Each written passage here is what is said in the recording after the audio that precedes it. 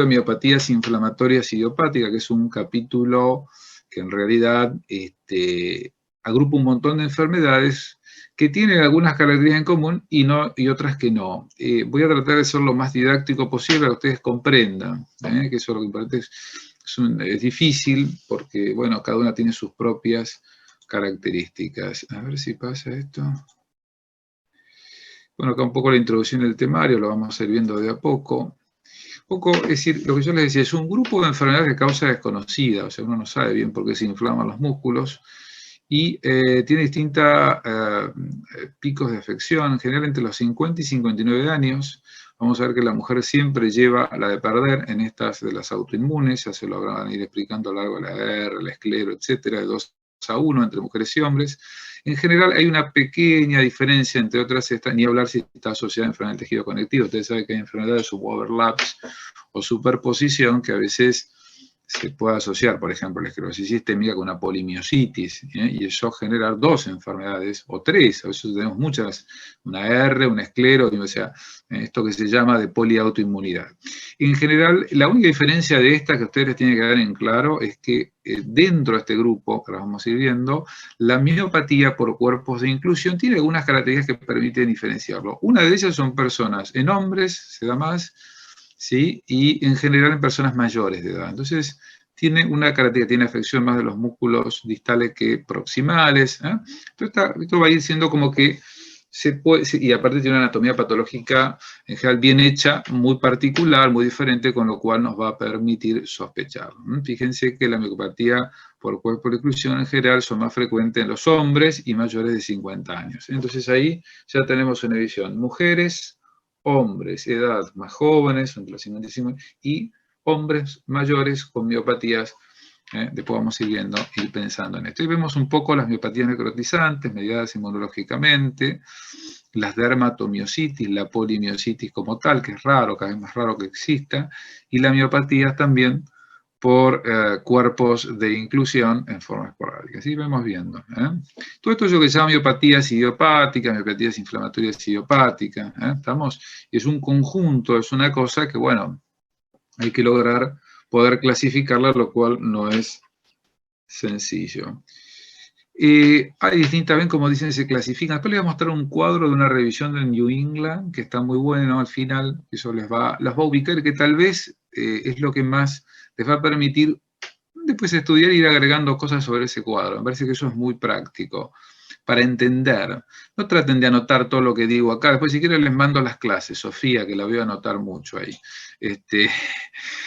Yo les mando, esto está en los libros, o sea, lo importante es que entiendan por ahí cómo se clasifican, cuáles son las diferencias, eso los va a orientar en el estudio. Se clasifican en base a su patrón de presentación, o sea, músculos proximales, distales, rápido, subagudo, agudo, es decir, edad de instauración, son jóvenes, son mayores, hombres, mujeres, características inmunopatológicas en la biopsia, bueno, hay que tener un patólogo de la gran 7, hay pocos. Y dermatomiositis, vamos a ver si tiene una afección de piel, entonces la piel, músculo y piel, dermatomiositis. No tiene piel, bueno, vemos que otra cosa tiene. También es otra característica. Piel, no piel. Entonces decíamos, edad, grandes, jóvenes. Hombres o mujeres. Más frecuente en hombres, miopatía. Yo esto se lo voy repitiendo, miopatía por cuerpo de inclusión. Piel, piel y músculo, dermatomiositis. Entonces ya comenzamos, de alguna manera, a empezar a diferenciar un poco estos grupos de enfermedades, como uno debiera llamarla. Acá hablamos un poco, se las voy nombrando, la polimiositis, que en realidad es muy raro, porque solo el músculo es una idea proximal, simétrica, y vamos a ver el infiltrado de las fibras no necróticas que involucra sobre todo linfocitos TCD8. Parece que tiene un laboratorio de inmunopatología fabuloso. Ustedes saben que salvo en Buenos Aires, algunos centros, el resto revoleamos la boleadora y la lanza, porque no, ¿quién nos va a hacer una biopsia de músculo? Y mucho menos poder verla como corresponde. Les digo el nombre de la patóloga, ¿sí? La patóloga, que se llama doctora Ana Lía Taratuto, que es la única que nosotros enviamos, mujer grande ya, que es la que revisa todo esto. Miopatías necrotizantes mediadas inmunológicamente. Acá entran varias, sobre todo los virus, medicamentos, vamos a hablar bien. Por ejemplo, el caso de las estatinas, que se asocian, que podemos ver qué diferencia hay entre la toxicidad por estatinas, eso lo voy a explicar, es una cosa conceptual, y la medida inmunológicamente, y la miopatía es por cuerpos de inclusión, esto que hablábamos con esta vacuolización de las fibras musculares, los depósitos de amiloide, y esto sí es muy diferente, es en este grupo más frecuente en hombres, mayores de 50 años, que tiene una afección más distal, muscular distal, que próxima, a diferencia de la dermato, de la poli o de estas miopatías necrotizadas mediadas inmunológicamente. Es decir, vamos a ir de a poquito. Sé que es un poco complejo, pero en un gráfico después yo se los voy a resumir. Esta es la anatomía de la fibra muscular, que no es necesario que yo se los muestre acá. Esto es un criterio de clasificación viejo. No tienen que saber esto, pero sépanlo y ténganlo. Uno es el Bohan y Peter, que durante muchos años usamos esto.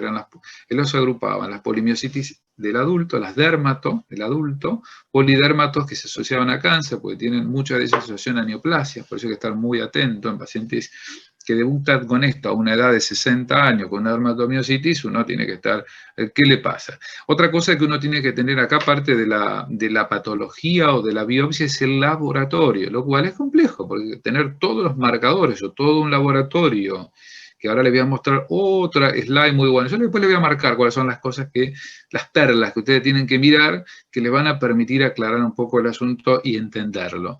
Está la dermatomiositis juvenil, en el grupo 5 eran las asociadas a otras enfermedades, lo que yo les decía, estas polidermatos pueden estar asociadas a una esclerodermia, una hernia, un lupus, y en el grupo 6 estaban las dermatomiositis amiopáticas, o sea, yo puedo tener la piel sin compromiso muscular, que es otra entidad, y miositis por cuerpos de inclusión. Es decir, es una forma de clasificación.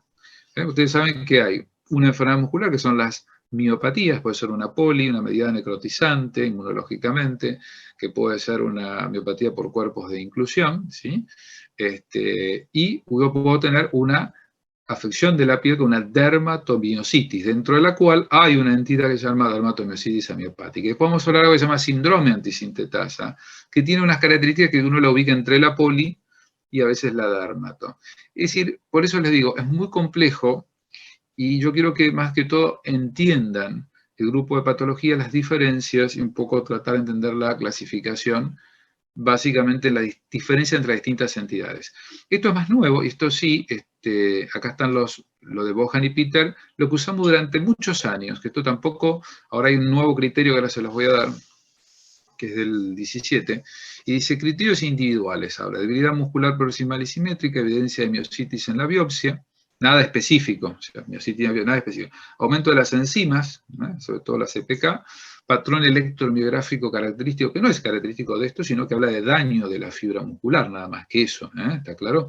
Y el RAS típico de la dermatomiositis. Después veremos qué es. Entonces, ¿qué decía? Criterio definido, todas, de 1 a 4, si yo tengo debilidad, una biopsia con miositis, aumento de las enzimas, si tengo daño en el electromiograma del músculo, tengo una polimiositis.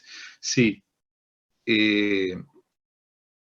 yo tengo la piel y tengo una de 3 a 4, si tengo aumento de enzimas o tengo un daño muscular, decíamos que tengo una dermatomiositis. Y ahí da las características probable, posible. Bueno, esto se usó durante muchos años hasta que vinieron estos son otros criterios de dermatomiositis amiopática, pero bueno, estos son olvídense de esto, estos son del 17, donde se suman una serie de puntos. Nosotros tenemos una aplicación que se llama Rheumato Helper, uno puede cargar todos los datos y eso permite sumarlo y decir si tiene de 7,5 o más puntos, clasifica. Pero básicamente fíjense, la edad de comienzo, la debilidad, fíjense, simétrico, y le da un puntaje con o sin biopsia.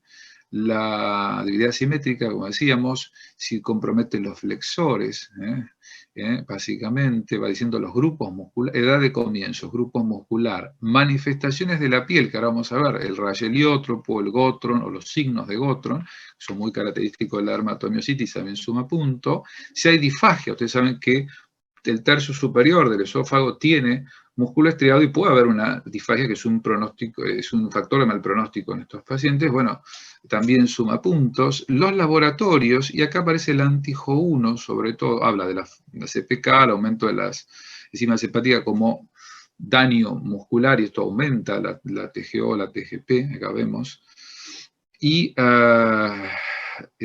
sobre todo la CPK, y el anti-Jo1, que es un grupo de anticuerpos que tiene mucha relevancia porque da un síndrome llamado de antisintetasa que, entre otras cosas, tiene una afección pulmonar, es decir, una afección extramuscular que afecta al pulmón. Fibrosis pulmonar es importante eso tenerlo clasificado.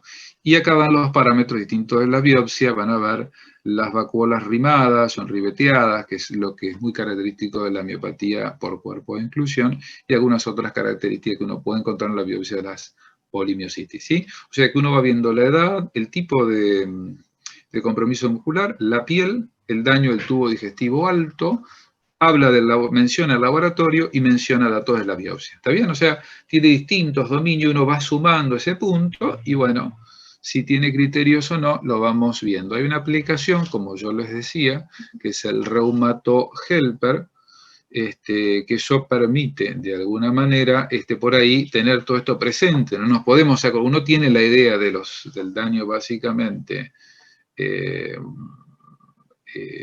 daño muscular, pero bueno, todo esto nos ayuda, de alguna manera,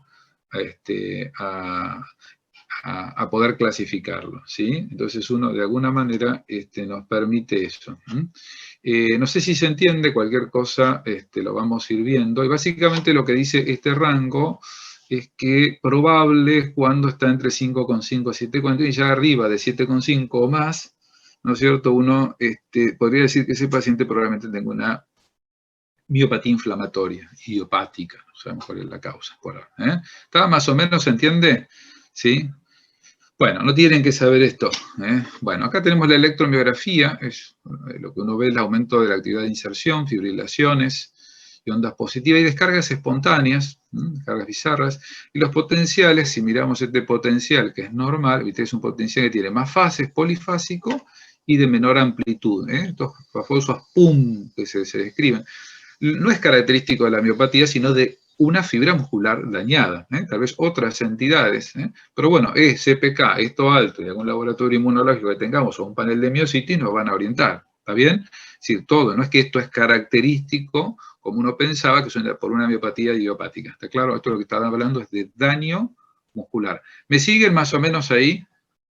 ¿Sí? ¿Me van siguiendo? Sí, bueno, sí. Sí. No sé si es muy básico, si no yo elevo un poco, pero quiero darle los pies para que ustedes puedan entender el tema. Leerlo, pueden leer donde quieren, no hay problema. Otra herramienta que yo les voy a hablar después un poco es la resonancia del músculo. Nosotros pedimos en centros también especializados, en Buenos Aires seguro, resonancia de cintura escapular y pelviana, porque bueno, yo quiero tomar una biopsia de músculo, perfecto. Entonces tengo que ver cuál es el sitio que más me va a representar, cómo sé si ese músculo está inflamado o no. Entonces lo que estoy viendo acá, vemos el edema muscular, las áreas de hiperintensidad. Esto nos orienta a la resonancia hoy por hoy, ¿no es cierto?, con un equipo obviamente especializado y alguien que informe bien, el sitio donde vamos a tratar de tomar la muestra de la biopsia. ¿Estamos? Ahí vemos algunas biopsias de músculo, básicamente con infiltrado inflamatorio, básicamente acá se ve, linfoplasmocitario, lo mismo acá. Mira que hay compromiso de los vasos, esto es más característico de una dermatomiositis. La dermatomiositis tiene daño de los vasos que irrigan los músculos, que es una de las características diferentes de la dermato con la poli. Por ejemplo, en la anatomía patológica, ya la vamos a ver.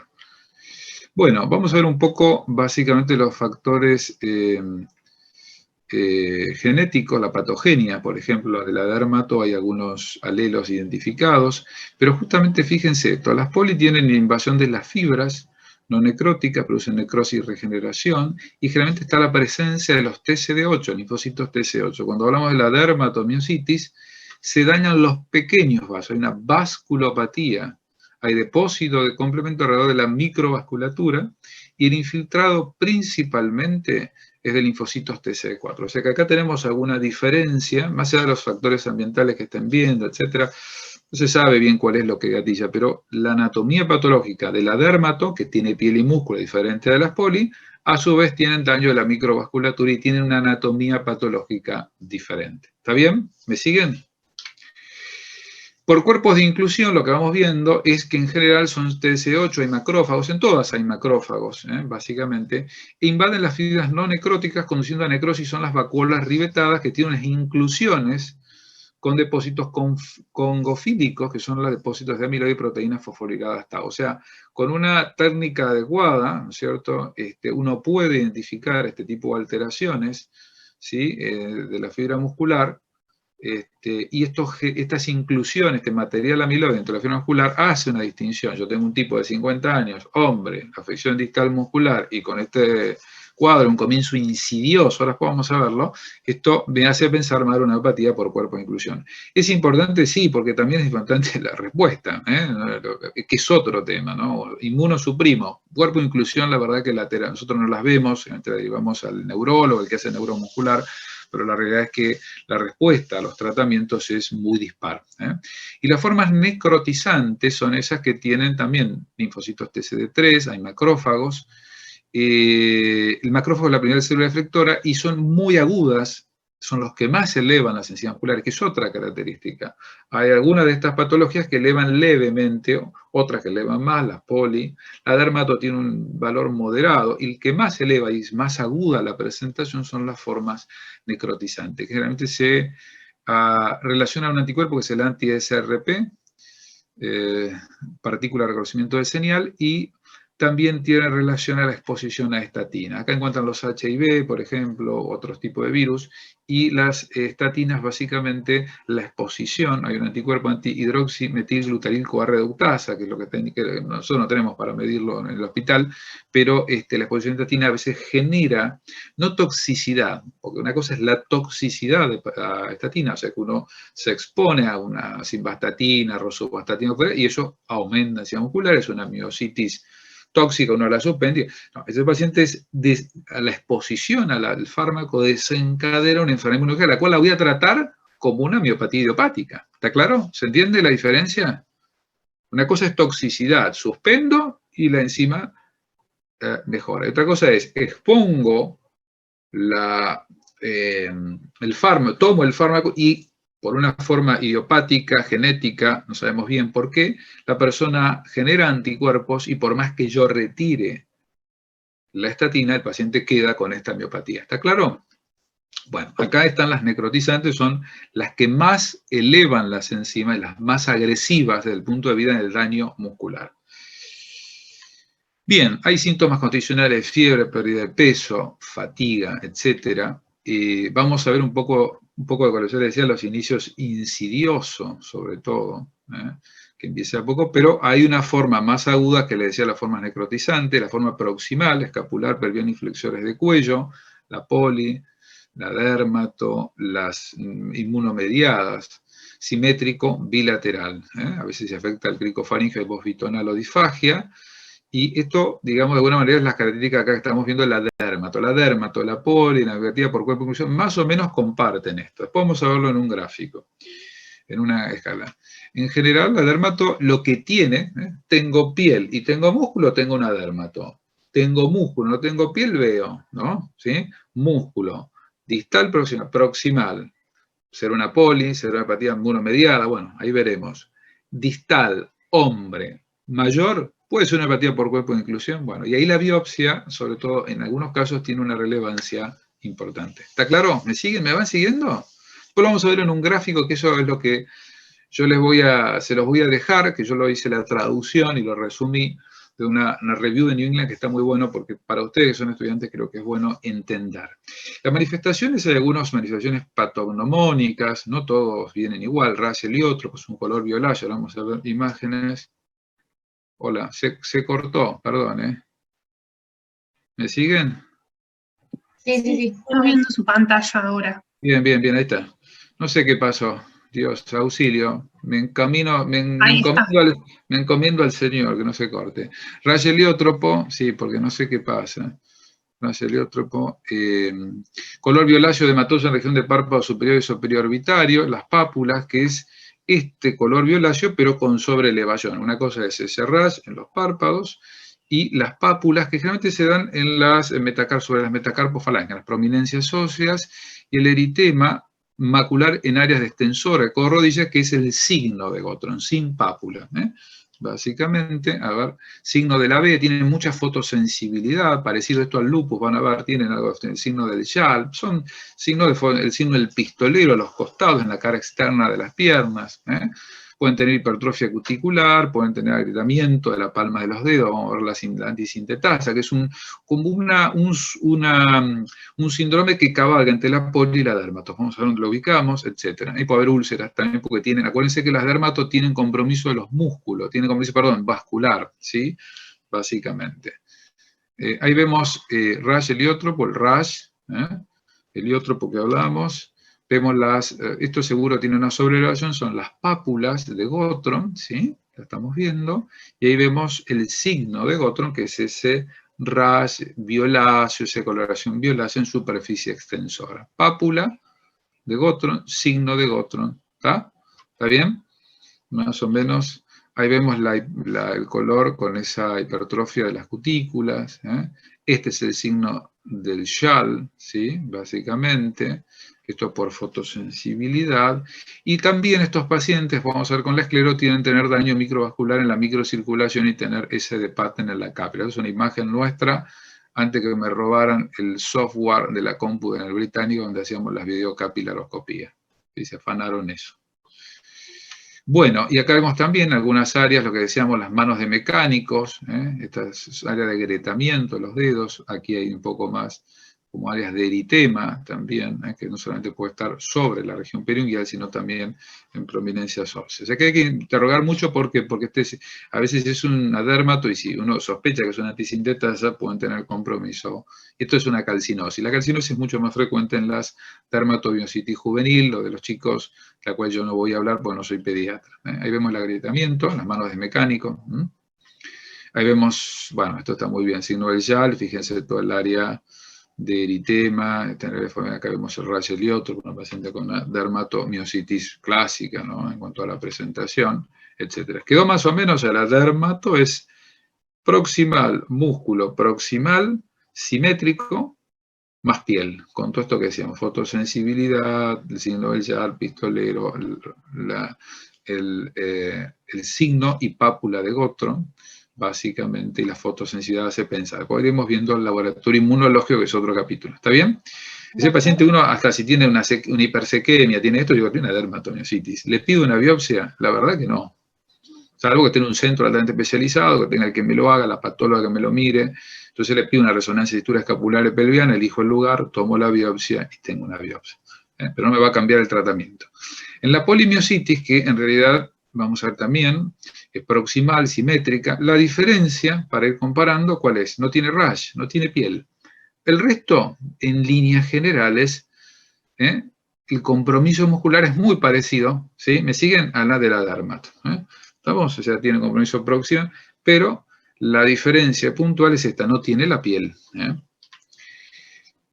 La afección es extra, y acá viene un poco lo que cabalga, es lo que llamamos el síndrome antisintetasa, que es una cosa que está asociado a unas series de anticuerpos antisintetasa, como el anti-JO1, pero hay varios, P2, CPL, que son los anticuerpos que están relacionados al daño muscular. O sea, yo tengo un paciente con una miopatía, y con estos anticuerpos uno tiene que ir a mirar que no tenga compromiso intersticial pulmonar, porque esto sí lo mata al paciente, y eso es fundamental tenerlo claro, ¿está bien?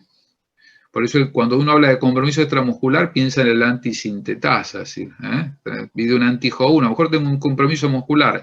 El antisintetasa tiene reinómanos de mecánico, y tiene fibrosis pulmonar. Ahora, puede ser que no tenga reinómanos, pero tiene un anti-JO1 y tiene una miopatía. Ojo, porque puede tener un signo de antisintetasa y hay que mirar el pulmón, hay que mirar ese pulmón cómo está, ¿sí? Como hacer un TAC de alta resolución, cortes finos, evaluar el intersticio pulmonar, ¿está bien? Esto se los voy a pasar. Una pregunta. Sí. ¿Esto ahora de pulmón está hablando de la dermatomiositis? Estoy hablando un poco de un síndrome que cabalga entre la poli y la dermato. Por eso les digo que hay que ubicarse. La síndrome de sintetasa tiene compromiso muscular, tiene manifestaciones en la piel, tiene fotosensibilidad, tiene algo de lo que tiene la dermato, a veces tienen hipertrofia periungual, y tienen a su vez compromiso pulmonar. O sea, ¿Es una dermatoclásica o tengo un... La antisintetasa a veces tiene un Raynaud, tiene alguna fotosensibilidad, y tiene por eso el laboratorio inmunológico es muy claro. Se los doy en este punto porque la antisintetasa cabalga, no es una policlásica, ni es una dermatoclásica, ¿está bien? Cabalga entre los dos, tiene algo de compromiso obviamente muscular y algunas cosas de la dermatomiositis como la fotosensibilidad, por ejemplo, pero pueden tener Raynaud, tienen manos de mecánico, tienen manifestaciones cutáneas, ¿está bien? Por eso que la ubicamos entre las dos. Es muy difícil de clasificarla, la pregunta tuya es muy interesante, es decir, ¿dónde la ubico? ¿Es una poli, es una dermato? Cabalga, forma parte de este complejo, pero tiene algo de dermato y algo. Por eso muchos, y esto va a pasar en la esclero también, clasifican de acuerdo un poco a la presentación, tiene piel, no tiene piel, dermato o poli, o tiene algo de piel con anti-Ho1 y tiene una antisintetasa. Por eso, y muchos tienen un laboratorio inmunológico, como pasa afuera, donde vos lo clasificás clínica, pero también te ayuda mucho los anticuerpos. Un anti-Ho1 en contexto de una polimiositis, si tiene una antisintetasa y tengo que ir a mirar el pulmón. ¿Se entiende más o menos? Yo después le voy a mostrar un cuadro para ubicarlos. Sé que es difícil, por eso me gusta, ahí vemos la fibrosis, esto es el famoso virus esmerilado, que ahora con el COVID está de moda, porque el COVID hace algo parecido a esto, ¿sí? Y acá vemos ya una panelización, un basic craving, un tipo en empedrado ya con fibrosis y avance de la lesión pulmonar, el paciente se muere, ojo con eso. Las articulaciones se pueden afectar, en general puede haber una poliartritis, vemos más calcificaciones como le decía la dermatosis juvenil. El corazón depende, o sea, si hay compromiso de miocardio, una miocarditis es raro, pueden tener trastorno de conducción, derrame pericárdico, y también pueden tener una hipertensión pulmonar, entonces, sobre todo si tienen la afección del compromiso del parénquima pulmonar. Pero lo más importante es decir, que tengan presente es el tema del pulmón y la antisintetasa, el anti-Ho1. Recién anti-Ho1 uno obliga y siempre hay que estudiar el compromiso pulmonar. El tracto gastrointestinal, otro punto es la difagia, el cricofaringio y lo que es el músculo estriado en el tercio superior del esófago, porque aparte es un marcador de mal pronóstico. ¿Está claro?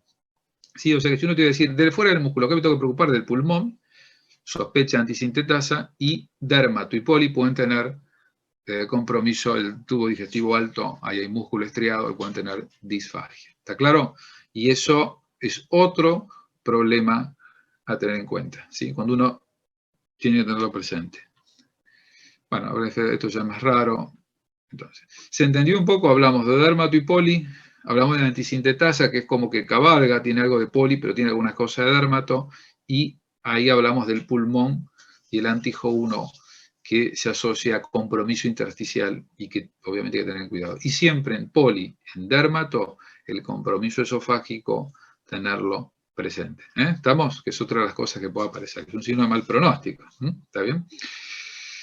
Acá habíamos dicho que hombres y debilidad muscular más distal que proximal, pensamos en esta famosa miopatía por cuerpo de inclusión que tenía en la biopsia, donde la biopsia en sí era relevante por esa presencia de esas inclusiones, esas vacuolas y ese material amiloide congofílico dentro de la fibra muscular, que es la miopatía por cuerpos de inclusión.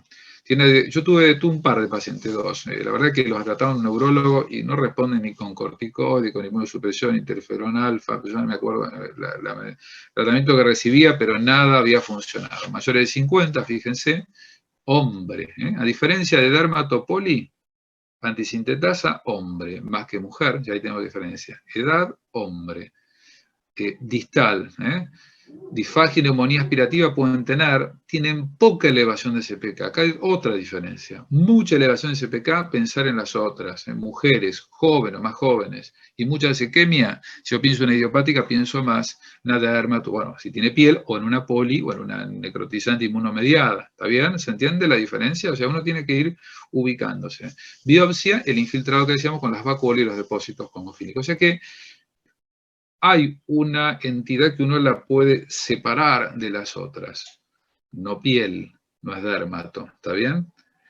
Músculo, hombre, mujer, hombre, hombre grande, comienzo incisioso, una elevación leve, moderada de la isquemia, pensamos más en esta miopatía, ¿sí? Me acuerdo de un señor que entró, yo atendía ahí cuando tenía en Buenos Aires, en OSECAC, tomaba estatinas, entonces yo le suspendí las estatinas, empezó a hacer, acá tenía una sequemia para, no me acuerdo, normal de 200, tenía 800, 900, 1000. Cuando uno ve la miopatía idiopática, se tienen 10.000, 11.000, 8.000, no tenía 900 y pico. Dolor, debilidad, le costaba caminar, mucho dolor.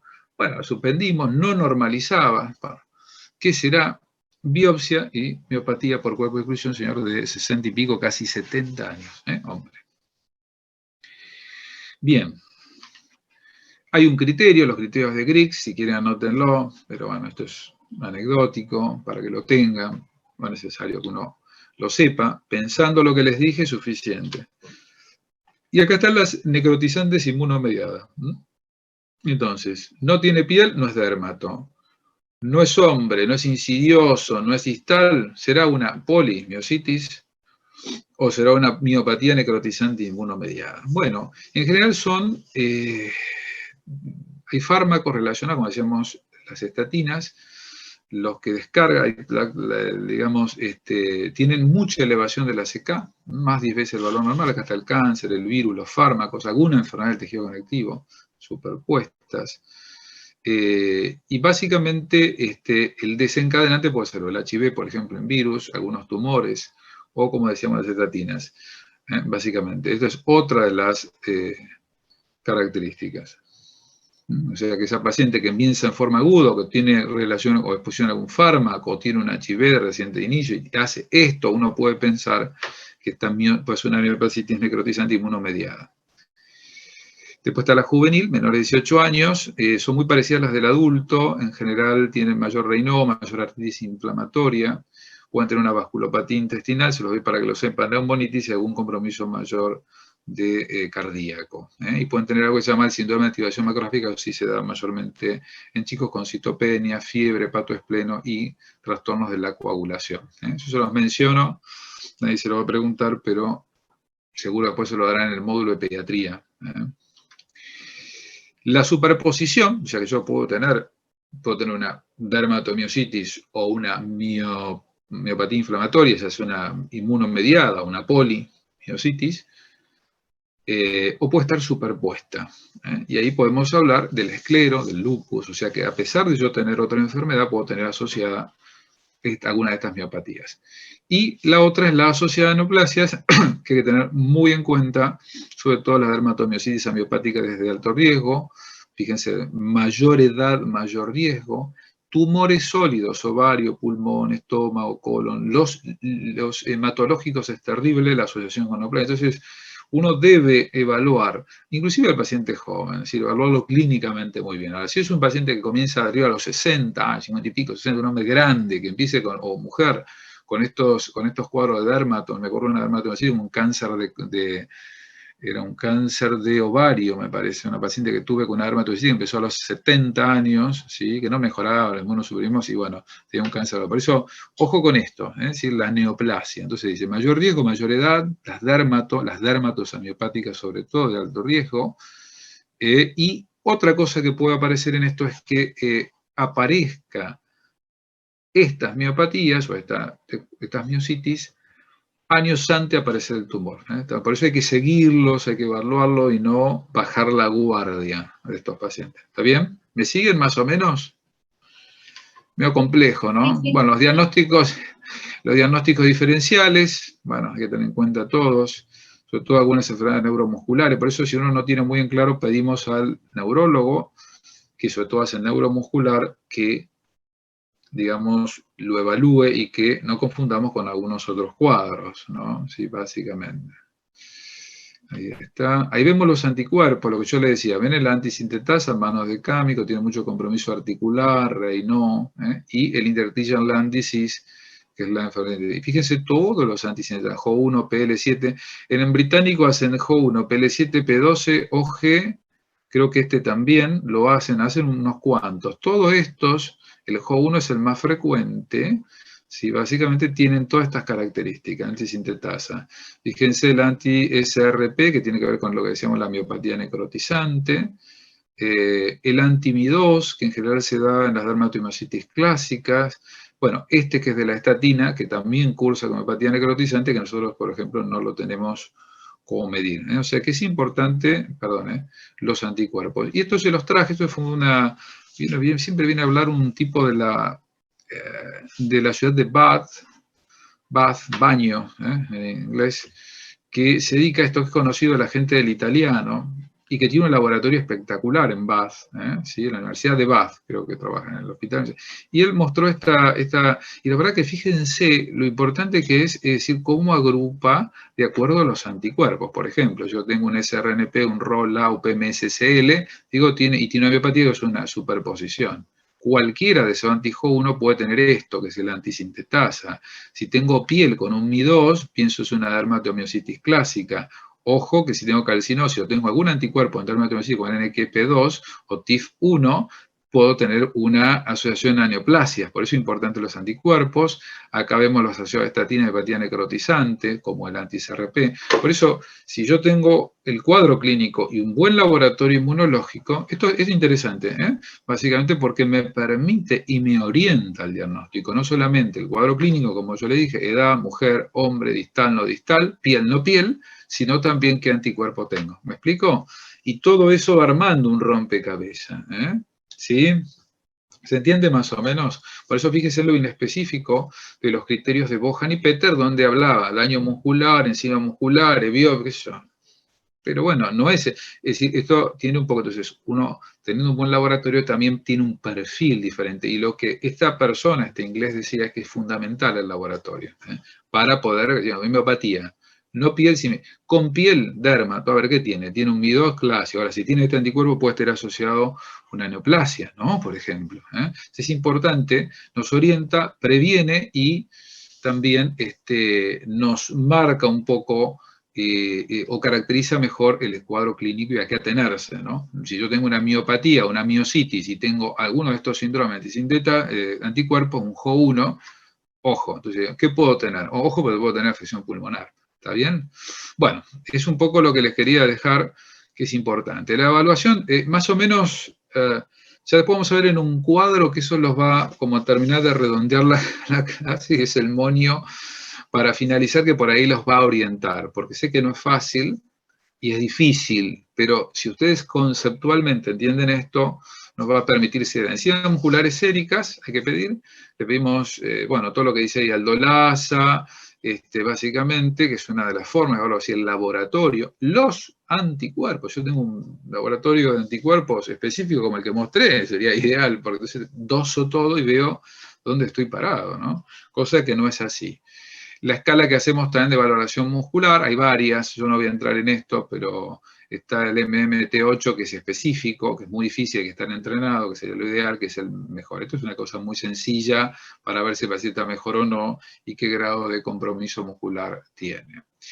Los tratamientos de estos pacientes en general, nadie se los va a pedir, pero son de inmunosupresión.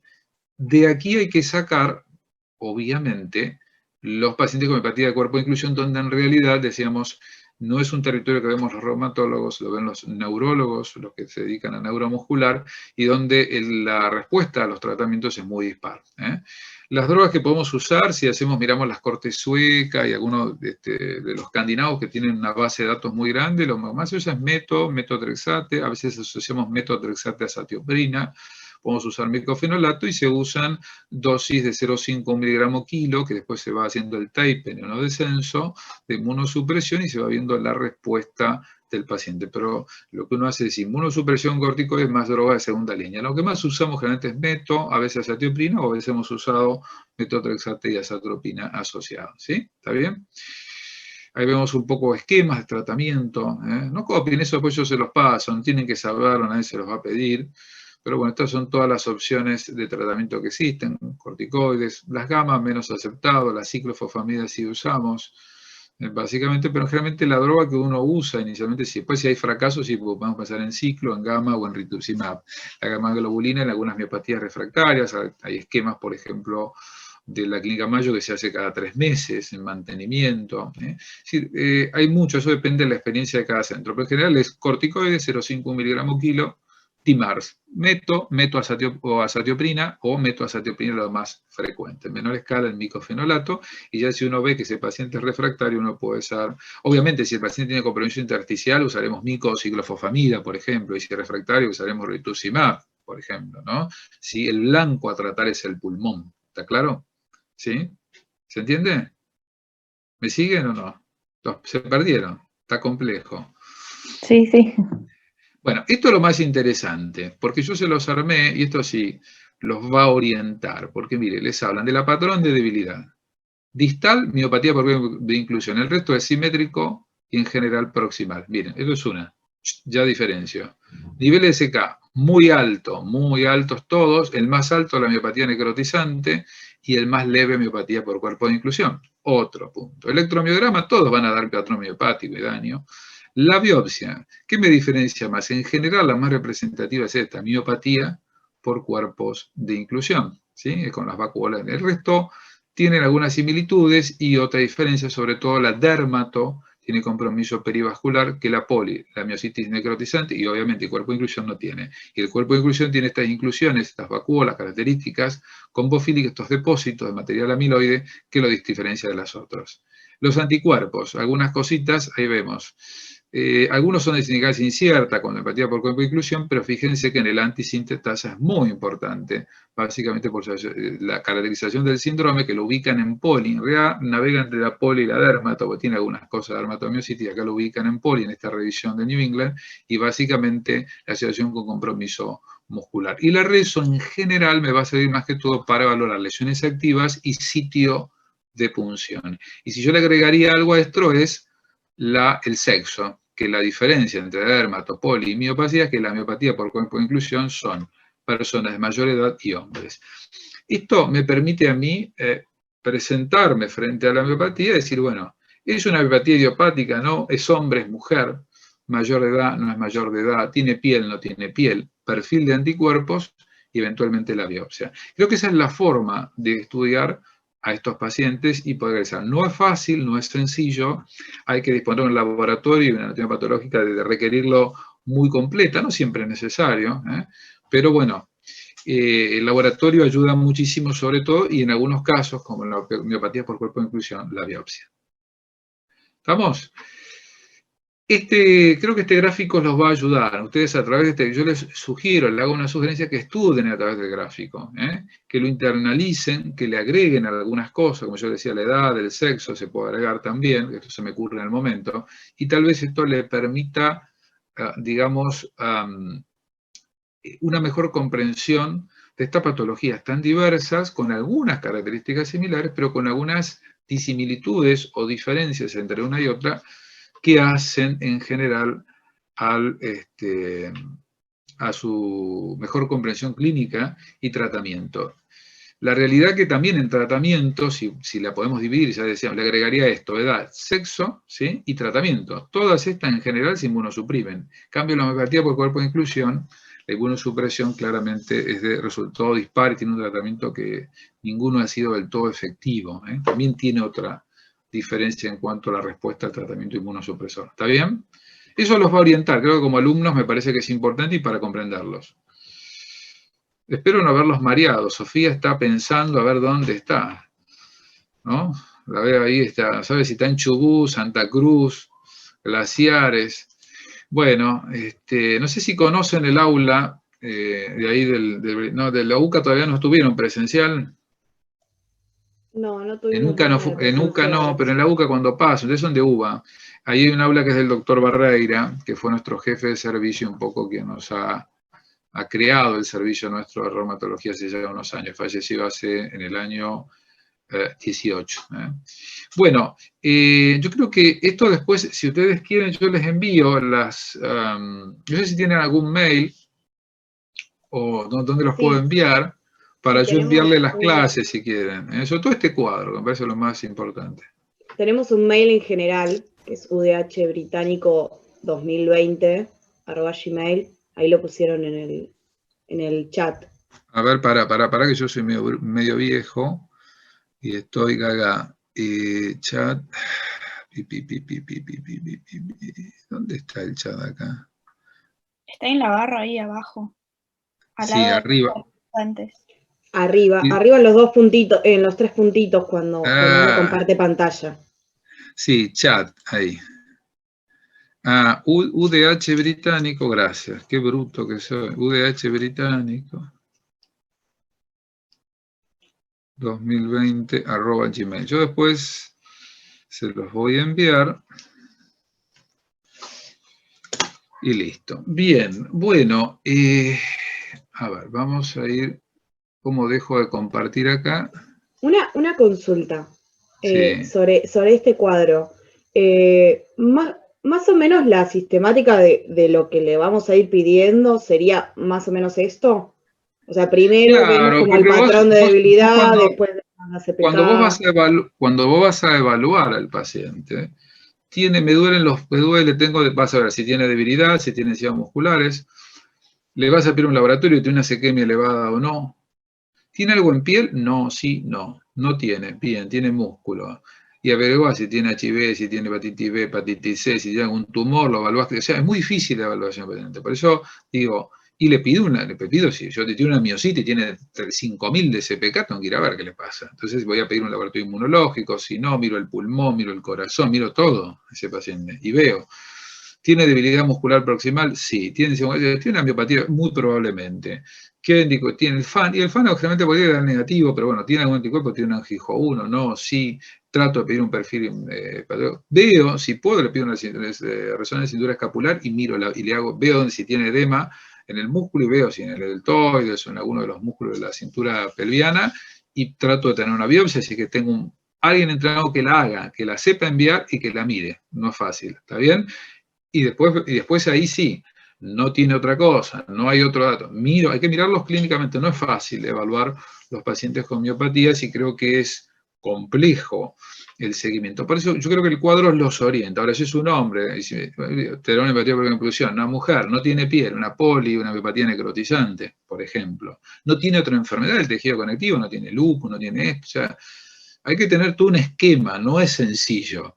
Pero esto creo que los va a orientar a los fines de estudiarlas, es decir, qué similitudes tienen, qué diferencias tienen, qué pienso, edad, sexo, patrón muscular afectado, anticuerpos y características de la biopsia en general. ¿Está bien? Eso lo tiene que orientar. Y los diagnósticos diferenciales, por supuesto, que es otra cosa, ¿eh? Uno tiene que tener muy en claro. ¿Sí? Y el seguimiento de estos pacientes por la asociación a los tumores o las neoplasias, sobre todo las dermatoamiopáticas. Hay una forma ahí que yo se las puse, dermatoamiopática, que son aquellos que tienen piel sin músculo, por ejemplo. Por eso hay que tener mucha experiencia, entrar en el ojo, o sea, eso no lo van a aprender ustedes en una clase, pero sí tener en claro cómo se clasifican y qué diferencias tienen y qué similitudes básicamente estos pacientes. Y con eso creo que es bastante, ya no es poco. Doctor, le hago una pregunta. Sí. En la miopatía necrotizante usted empezó como, o sea, a mencionar características que no tenía como para descarte. Dijo, no afecta piel, no afecta Claro, nada. la miopatía necrotizante no te da compromiso de piel, la polimiositis tampoco, ¿está claro? Por eso que cuando se habla de polimiositis, nosotros hablamos de polimiositis, cada vez es más raro, ¿viste? Porque en general, si tiene piel es una dermato, si hay exposiciones toxinas, es decir, y es muy difícil, por ejemplo, poli y miopatía necrotizante es muy difícil, salvo que tengas el antecedente o que veas un comienzo muy agudo, ¿viste? Un fármaco, no siempre es difícil. A ver, diferenciar una de otra. La dermato con las otras sí la vas a diferenciar porque tiene piel, ¿está claro? Eso no hay duda. Ahora, entre poli y miositis necrotizante es muy difícil el diagnóstico. Tiene algunas características en la biopsia, pero no siempre es difícil. No siempre tenés biopsia, ¿está claro? ¿Me explico? Sí. Esto es del libro. Cuando vas a la práctica y yo tengo una enzima muscular elevada, no tengo piel, me olvido. Es una joven, 40 años, 45, no pienso una necrotizante. Perdón, una miopatía por grupo de inclusiones. Tiene una elevación, no sé, por 30, ponele. Tiene febrícula, está con dolor, debilidad muscular. Bueno, es una necrotizante, es una polimiositis. No es sencillo esto. Si puedo, pido anticuerpos. Veo si tengo, pero no siempre es fácil caracterizar. Digo, ¿tiene una miopatía inflamatoria idiopática? Sí. No tiene piel, no tiene dermato. Poli, es una polimiositis, no es una mujer, es joven, elevación, agudo, no pienso en algo. Bueno, entonces veo, si puedo tener una biopsia muscular, si el varugo si tiene antecedentes, algún oncológico, toxinas, si tuvo con estatina, si es un HIV, le haré un perfil viral, de serología viral. ¿Me explico lo que digo? No siempre es sencillo esto. Y si tengo tengo una patóloga de lujo y tengo un tipo que me lo haga, le hago una rezo y miro, y tiene fibras necróticas dispersas, y tiene algún anticuerpo, un anti-CRP, digo, bueno, probablemente es una miopatía necrotizante.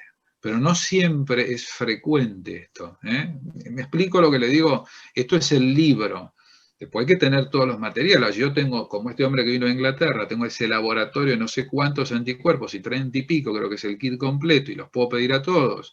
Y tengo el patólogo ahí que me lo va a hacer, y puedo evaluarlo. Bueno, entonces ahí sí puedo, digamos, afinar el lápiz. ¿Está? Pero a priori digo, no tengo piel. Tengo piel, pienso en una dermato. Tengo malos de mecánico, Raynaud, artritis. ¿Será una sintetasa? Antijo 1, tengo una antisintetasa. ¿Me explico? O sea que uno tiene que ir viendo este contexto con el laboratorio, características clínicas, piel no piel, edad, hombre, mujer, ¿sí? ¿Está? Y tipo de afección muscular. Con eso me voy a orientar. Y después, bueno, si tengo un anticuerpo, fabuloso, si tengo todo el kit. ¿Está bien? ¿Le puedo hacer una consulta? Sí, si la sé responder, con gusto. Sí. Usted habló de la biopsia muscular. Sí. No hay indicaciones específicas para hacerla. O sea, yo puedo llegar al diagnóstico, no sé, de una poliomiositis, pero sin hacer una biopsia. Sí, o sea, sí, y te voy a decir la verdad, la mayormente de los casos, sí. Salvo que y te digo, yo tuve un paciente con un overlaps esclero, un tipo que, les voy a comentar breve si les interesa, no sé si tienen tiempo.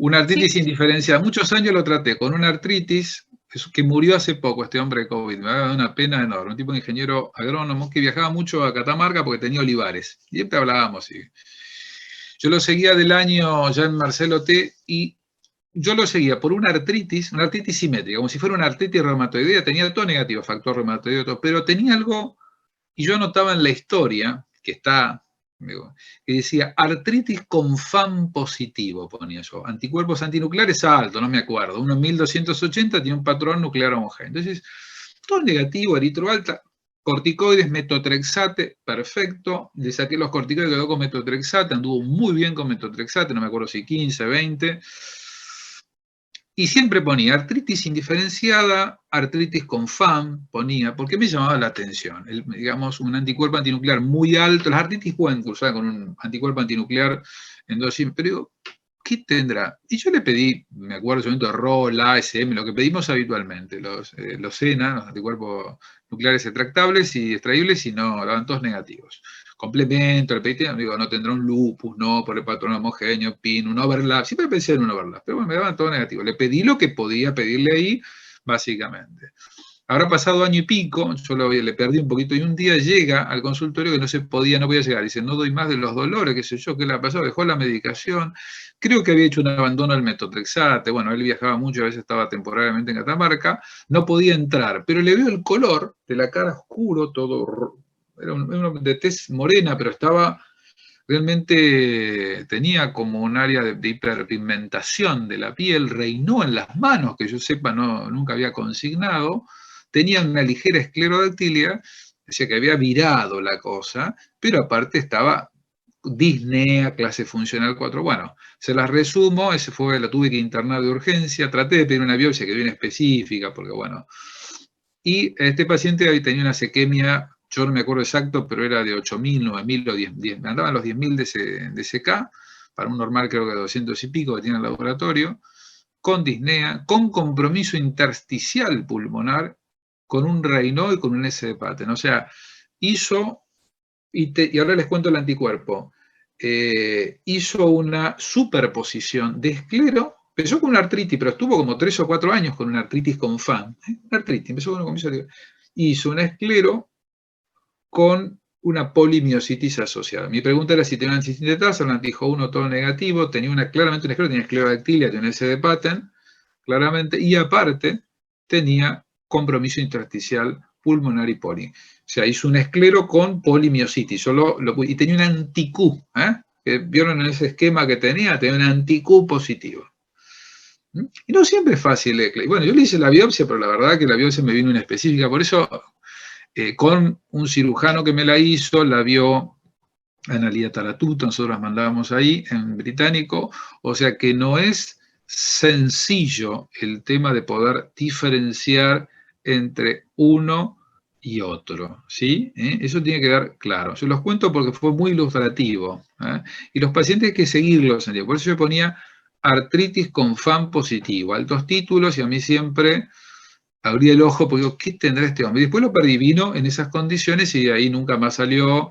Hizo hipertensión pulmonar del grupo 3 porque tenía hizo una fibrosó el pulmón, le dieron ciclo y mico, si me acuerdo, y después mantenimiento de satioprina, pero bueno, no respondió realmente. El músculo perfecto, todo eso bárbaro, pero el pulmón quedó con algo residual, se estabilizó un tiempo, pero hizo una hipertensión pulmonar, en su momento se lo trató, se pensó que podía tener un compromiso mixto de hipertensión pero la verdad que muy difícil. Más o menos, no sé si los confundí mucho, pero creo que y tal vez esto le plantee dudas, lo cual está muy bien que uno se plantee dudas después de una clase y ver qué cosas entiendo y no, porque obliga a preguntarse a ver si quedó claro.